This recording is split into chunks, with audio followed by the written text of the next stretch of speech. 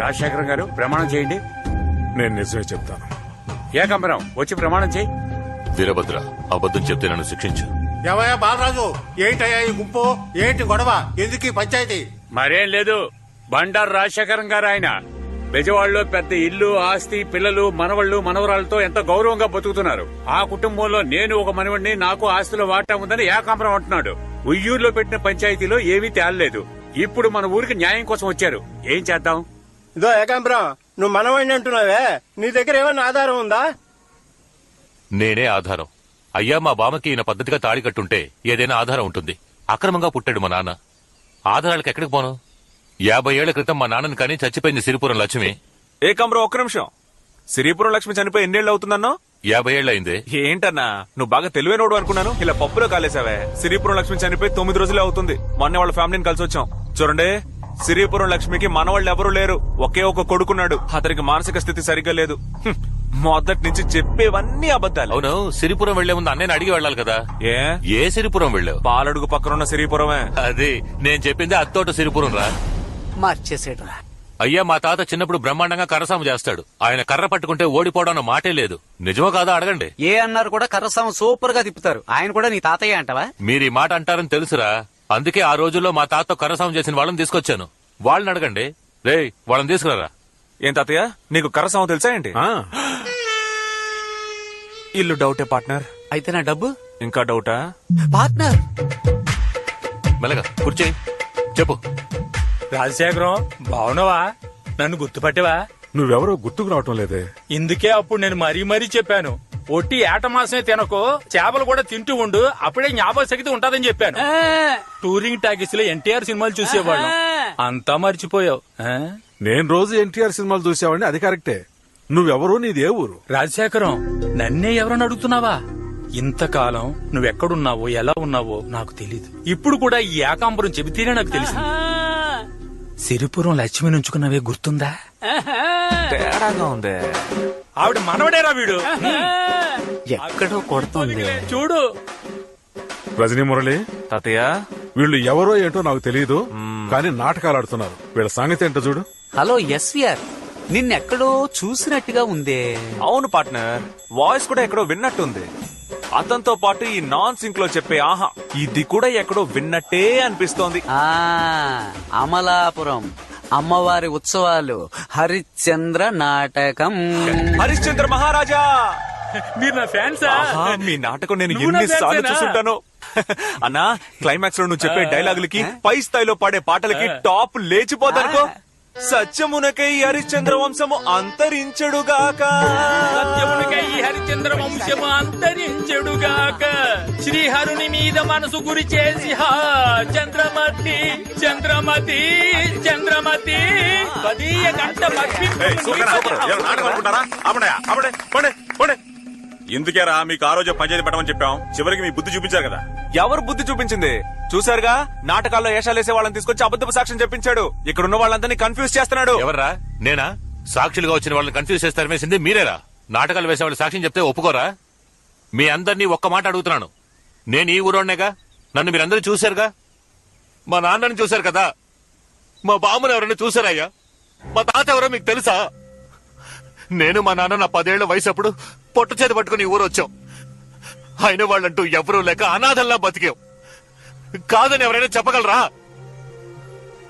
ఇప్పుడు ఈయనే మా తాతను తెలుసుకుని వెళ్ళినప్పుడు కుటుంబం మొత్తం మెడపట్టుకుని కట్టేస్తే నేను ఏమైపోవాలి? నేను ఆస్తి కావాలన్నానా? అభిమానమే కదా కావాలన్నాను.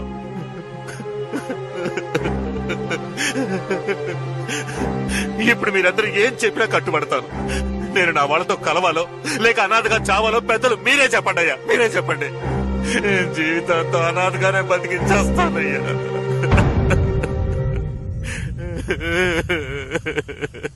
ఏమిటయ్యా, ఒక మగాడు ఏడుస్తున్నాడు, అందరూ అలా తమాషా చూస్తున్నారు. ఏం చేయాలో ఆలోచించండి, విచారణ చేయండి. నాకింకో మనవడు ఉన్నాడు.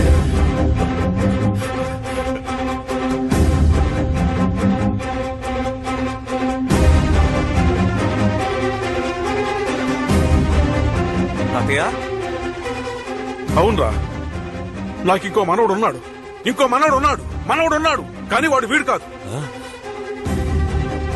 విన్నారా? అంతా విన్నారా?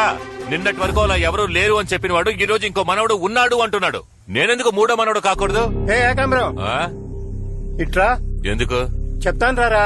ఏ నిన్నేరా పిలిచేది, రారా. రేయ్ రారా. మా బామ్మ తెలుసా తాత తెలుసా అని అడిగావే, నీ గురించి ఇప్పుడు చెప్తాను విను. నువ్వెవరో నీ బాబెవరో అంతా తెలిసే ఇక్కడ కూర్చున్నాం. మీ నాన్న 20 ఏళ్లు మా తోటలో పనిచేశాడు. డబ్బు కోసం ఎవరిని చేయిచాచి అడిగేవాడు కాదు. నువ్వు చెప్పిన దానిలో ఒక నిజం ఉందిరా. నువ్వు ఉంపుడు కత్తి మనవడివే కాదన్ను. మీ బామ్మను ఉంచుకున్నవాడు వెంకటగిరిలో ఉన్నాడు. నీ దాయదులు ఒకరో ఇద్దరు కాదు 5గురు. అక్కడికెళ్ళి మాట్లాడుకో. పోరా పోరా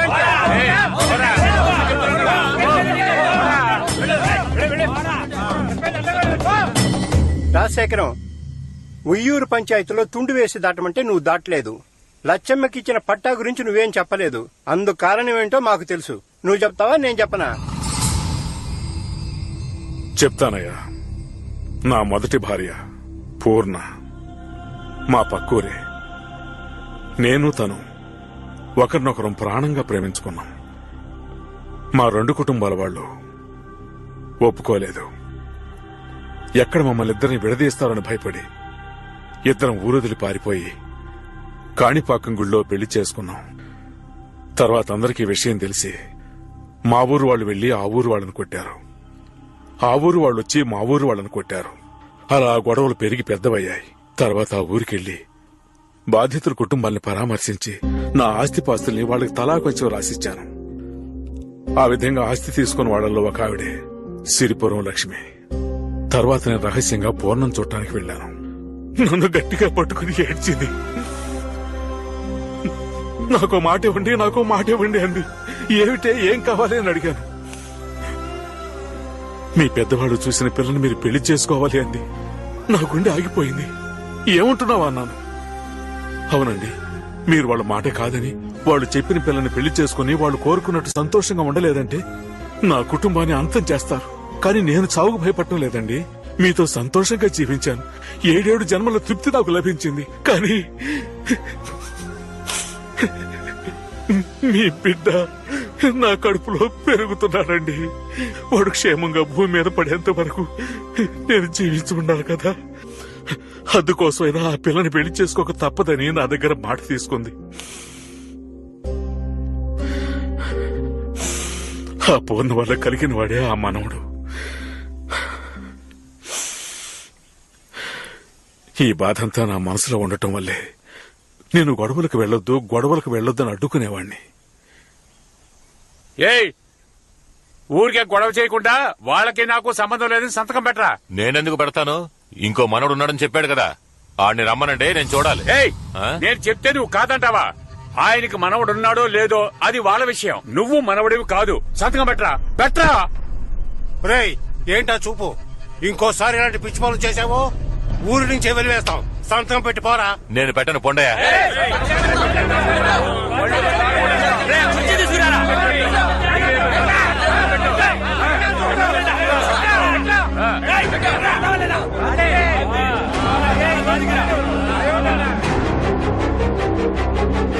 పోరా.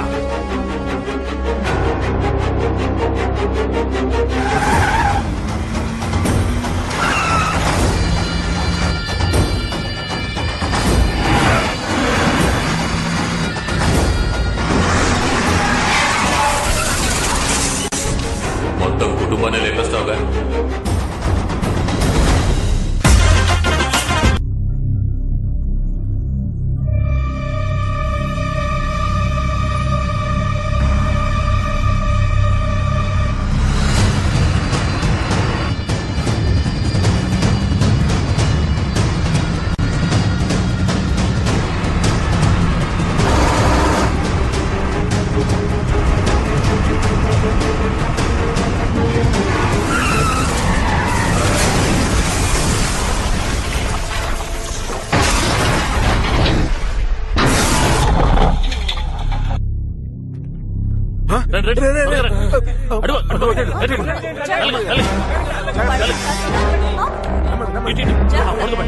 మంచిలు పడండి.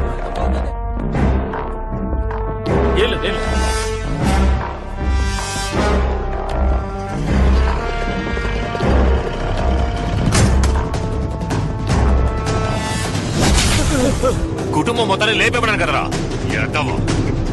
నువ్వు చెప్పినట్టు అందరం లేపేద్దామని వచ్చాను. సడన్ గా కుక్కాటం వచ్చింది. రేఖాంబరం, నీకు మాకు ఉన్న గొడవ పంచాయతీలు తీరిపోయింది. పరువు పోయి మర్యాద పోయి అందరి చేత మాటలు పడి ఈ రోజు ఊరంతా కాంట్రించి ఉమ్మేసే పరిస్థితిలో ఉన్నానంటే దానంతటికి నువ్వేరా కారణం. రేయ్, రా. వద్దురా, పారిపో. ఏంటి పారిపోవాలా? మీ అందరినీ నా చేతులతో నరికి ఈ ఏటి మట్టి కింద పూర్తి చేసిన తర్వాతే వెళతాను రా. రేయ్ వద్దురా. ఏం చేస్తావయ్యా? ఏం చేస్తావు? నా మనవణ్ణి దెబ్బలాటకు వెళ్ళొద్దని చెప్పాను గాని దెబ్బలు తిని కూర్చోమలేదు.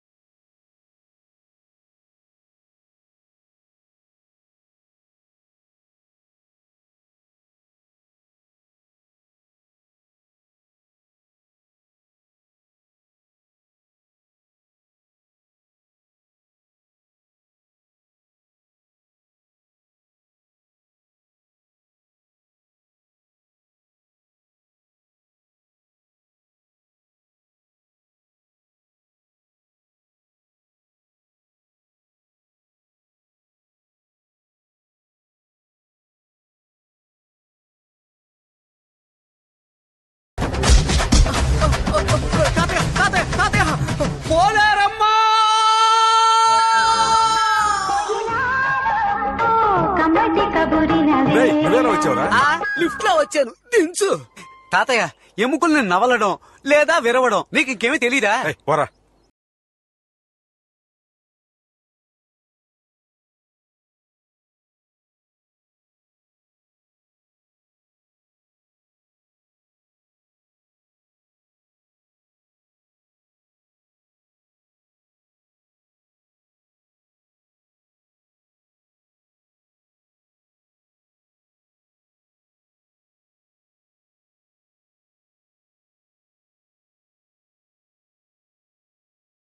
రే ఇంక చాలే ఆపరా.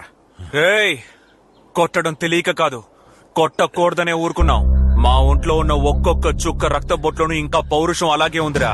దాన్ని రెచ్చగొట్టకు. నువ్విచ్చిన ₹1,00,000 వసూలు చేసుకోవడానికే కదరా ఈ అడ్డమైన నాటకాలు ఆడావు. శశాంక్ ఇట్రా, అందులో ₹1,00,000 తీసు. ఇదిగో తీసుకోరా. తాత, తిన్న చాలేదా? సార్, అది నేనే రోజు చేజాతి తీసుకున్నానని. రే అన్నా, తీసుకోరా. సరేనా.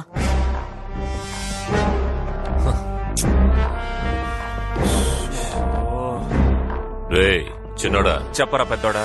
ఎప్పుడు పెద్దోడి మీద చేయి చేసుకున్నావో అప్పుడే అంతా అయిపోయిందిరా. అయితే దుబ్బేరా.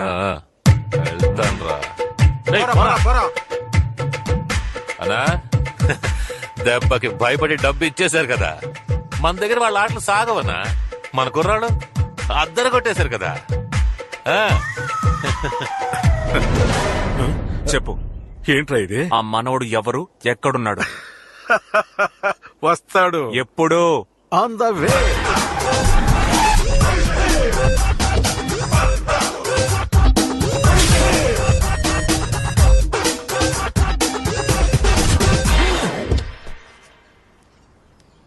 బిల్డప్ ఉంటేనే గురువు గారు దిగొస్తారట. ఇది చదవండి. గురువు గారా? అసలు ఎవర్రా వాడు? అమెరికాలో అసోసియేషన్ బ్రాంచ్ స్టార్ట్ చేసి మాతృదేశానికి తిరిగి వచ్చిన మన కృష్ణాపురం సింహ, ఉరకలు వేసే యువజన సంఘ నాయకుడు మన Bose Balayya. Ladies and gentlemen, మీ అందరికీ నా సలాం నమస్తే. Be careful, మీకే ప్రాబ్లం నన్ను గాని టచ్ చేస్తే. నేలుకే తెస్తే పేలుడే, నా చెయ్యలేస్తే పీకుడే. గూగుల్లో ఏంటి బ్రో, నువ్వు వాళ్ళలాగే ఉన్నావు? నాలాగా వాడున్నాడరా.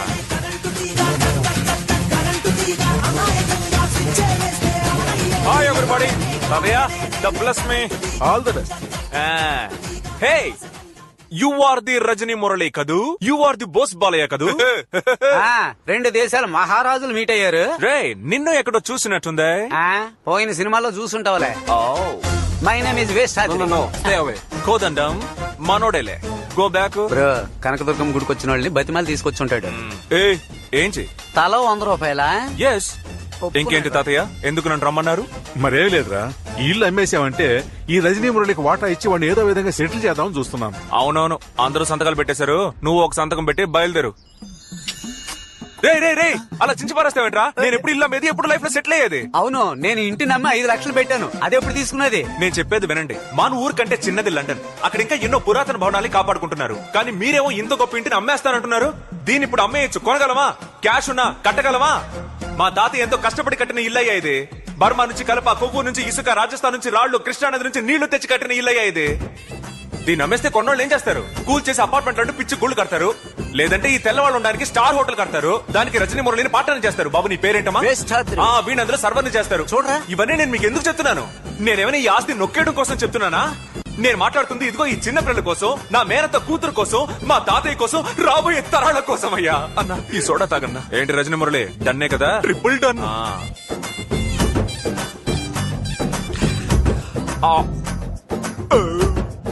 మీరు ఫారిన్ వెళ్ళండి, వెళ్ళకపోండి, తిరిగి రండి, రాకపోండి, కానీ మాకు ఈ ఇల్లు ఉండి తీరాలి.